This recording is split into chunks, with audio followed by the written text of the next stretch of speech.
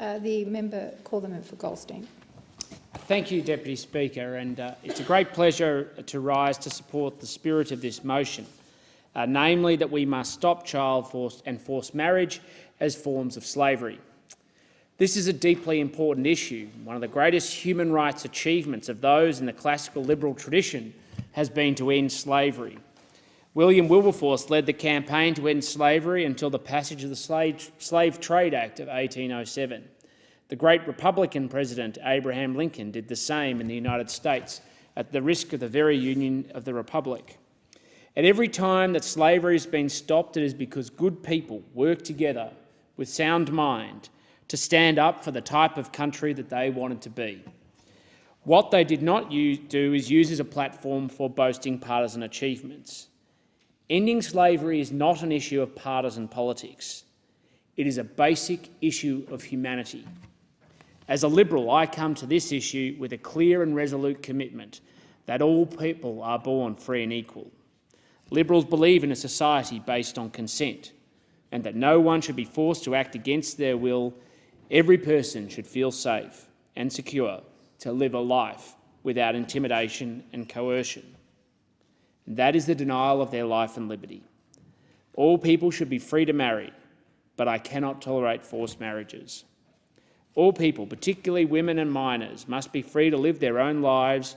They shouldn't be deceived or be unable to consent to have their future decided for them. The crime of forced marriage rightly covers all forms of marriage, including those that are legal or born from cultural or religious traditions and ceremonies. I have to say, Deputy Speaker, that the rise in investigations of forced marriages in this country is deeply disturbing. The aim should be to have no forced marriages in Australia. However, with the AFP and Red Cross concluding that the rise from 3 to 69 in only a few short years of investigations is far more likely as a result of rising community awareness and people seeking legal avenues, and from that we should take a degree of comfort.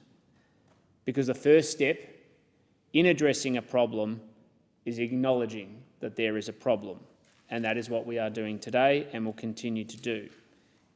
Forced marriage exists and we must stop it out. And with more people seeking investigations, my hope is that through visibility of the issue, we are addressing it and not ignoring it.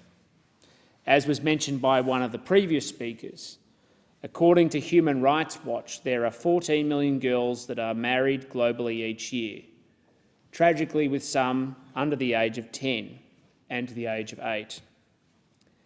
My hope also is that some people who may face a forced marriage are using the investigations process to aid them in dealing and tackling an environment where they face pressure or intimidation, including when they may go overseas to be forcefully married.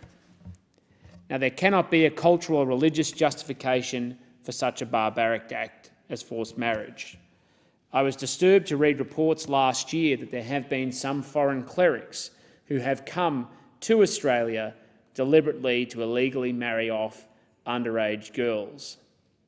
Such practices are completely inconsistent with who we are as a nation. Tackling this issue speaks to our national character. Are we going to be culturally relativists and say we tolerate this sort of practice because all cultures are equal? Or are we going to stand up for our way of life? And that is why I am proud to be a cultural conservative, because I believe in this country and its values. I have no hesitation in saying that all people must be treated equally by the law, but equally they must enjoy the equal protection of the law. And that is why I'm proud to support the spirit of this motion, though absent the partisan politics that has been injected by some, because the victims of forced marriages deserve better than that conduct. And I hope again today that by raising this issue, giving it visibility and focusing on it, that we may encourage people to come forward if they are aware of certain circumstances where there are forced marriages, to prompt them to be investigated, but also to make sure that people seek the assistance they need if they find themselves in positions of vulnerability.